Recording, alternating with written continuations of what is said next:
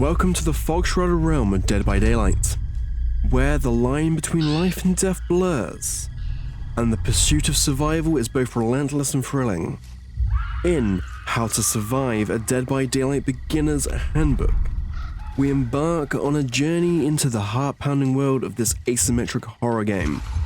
Whether you're a newcomer nervously stepping into the fog for the first time, or a fledgling survivor seeking to hone your skills, this guide is your essential companion.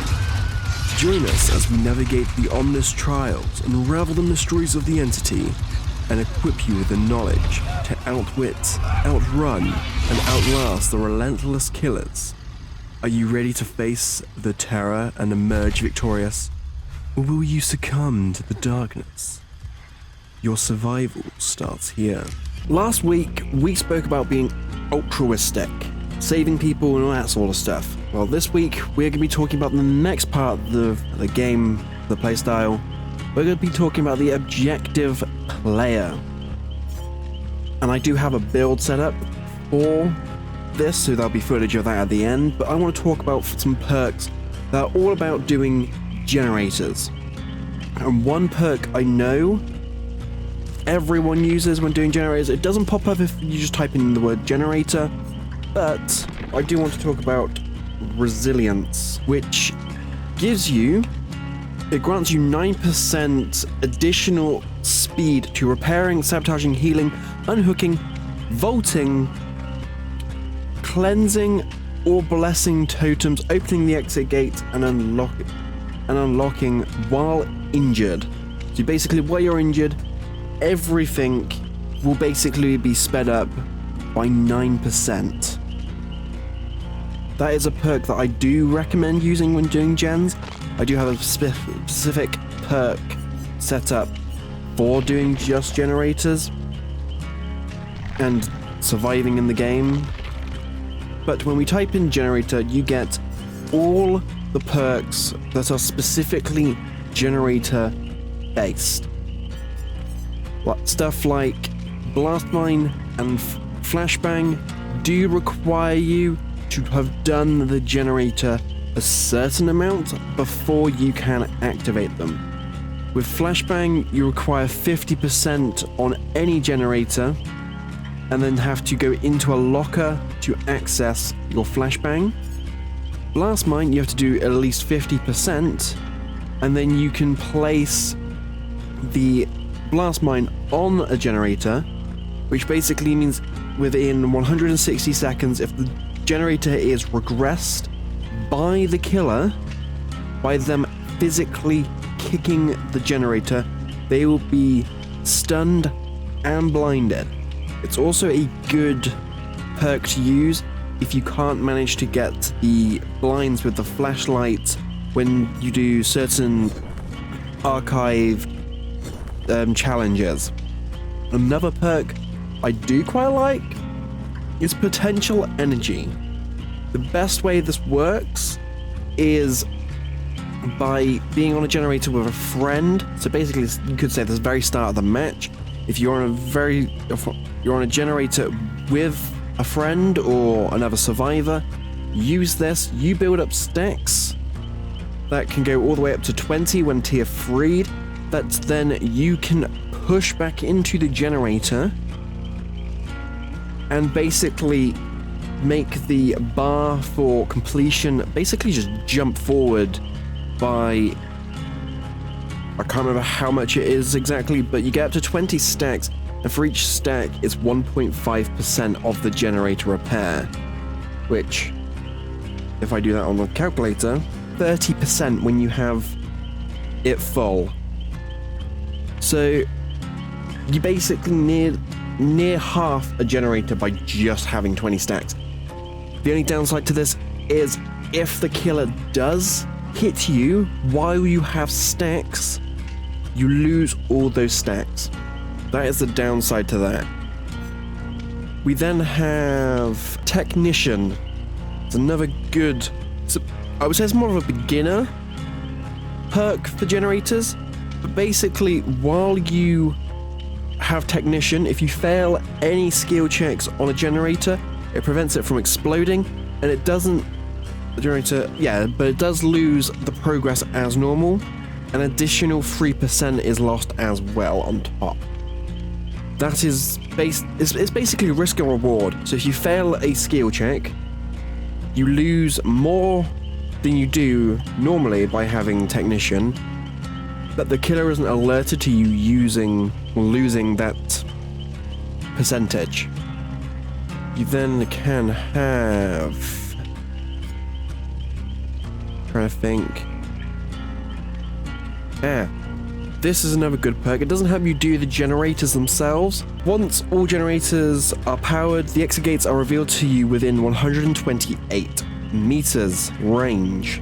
While opening the exit gates, your aura is also revealed to other survivors. And it also helps you open the exit gate 25% faster.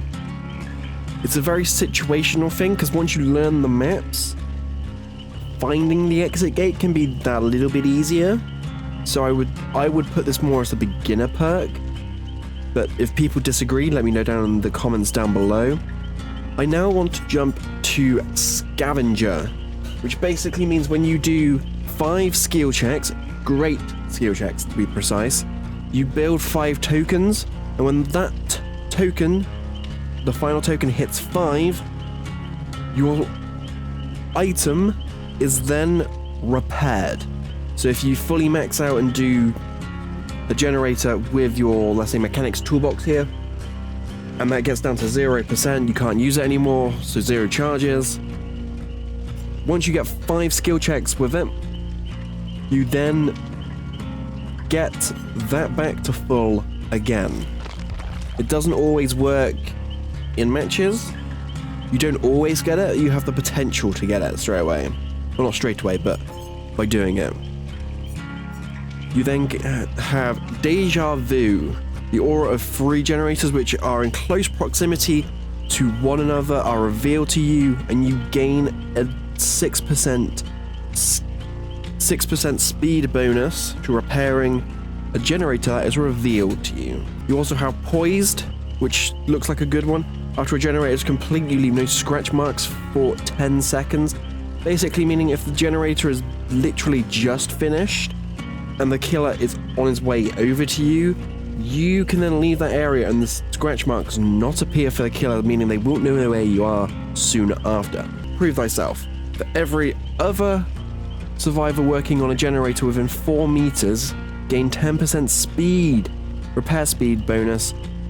This same bonus is also applied to the other survivors within the range. Survivors can only be affected by, I was going to say, if it didn't have that last line at the bottom that says they can only be affected by one prove thyself effect at one time, it would be a broken perk, so that's their balancing for it. But basically, imagine having 3 people on a generator at one time.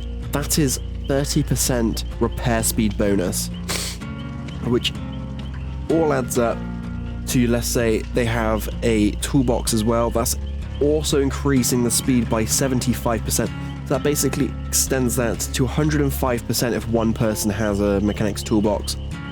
Is there a better toolbox? Yes, purple toolbox. It's okay, no, that doesn't work. There's the other one I'm thinking of. I believe there's a second toolbox. Oh no, it might just be the green one. But it will gradually help so much better than not having a toolbox if you're just going for gens. Now I want to talk us through the build I have. The build I have here, starting with the item. So we've gone for a mechanics toolbox, which is 16 charges, 75% on repair speed, so that's going to help that out. You then have instructions, eliminate skill checks while repairing with the toolbox. You then also have increases the toolbox repair speed by 30%. And now into the perks. We're starting with stakeout, which basically means if you're if you're close to the killer, so that in their terror radius, I believe it is. Yes. for each 15 seconds you are within the terror radius, you gain a token, the maximum up to 4 tokens. And that feeds this build massively. So I would probably say at the very start of this match, you basically want to be within the killer's radius, not found. If you're seen by the killer and then chased with the killer, it stops the stacks from progressing. But if you can build up to 4 stacks really quickly, the rest of this build is pretty much brilliantly done for you. Because Stakeout basically turns every good skill check into a great skill check. Meaning wherever you are within the bar for success for a skill check, you are doing a great skill check. Which then feeds into Hyper Focus, which gains a stack every time you hit a great skill check. You get up to 6 tokens, and for each token, the chance of skill check trigger by 4% goes up by 4%. Basically meaning when you get to 6 tokens, you're on 24% chance of a skill check appearing. And the skill check success speed by 4% goes up as well, so that's 24% speed in that. But for every great skill check you manage, it increases the progress by 30%. I believe that's how that works. So basically, when you get to six tokens, your skill checks are increased, and also the gen progression will be so much quicker as well. So that will then feed into, it doesn't really feed into it, but Fast Track is another perk that's in this build, which basically means whenever any survivor other than yourself is put on a hook, does it include yourself? I can't remember on that one.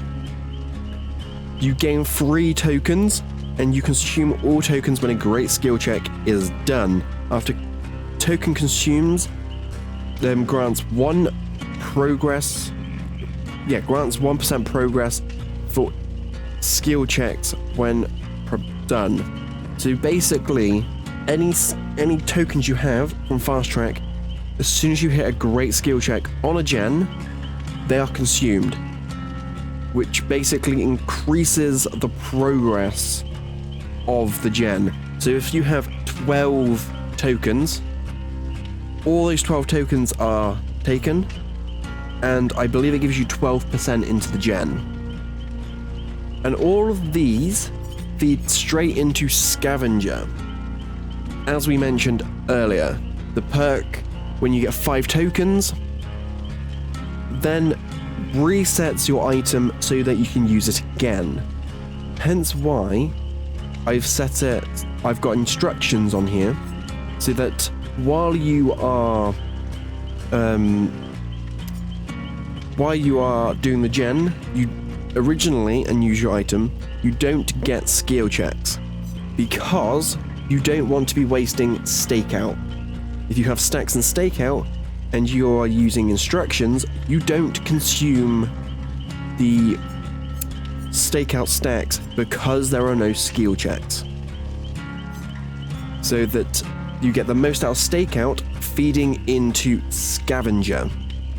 Because those skill checks, you get 4 tokens there, you only need 5, so you have to hit one by yourself, or hope that someone loops the killer nearby to give you that extra stack in Stakeout.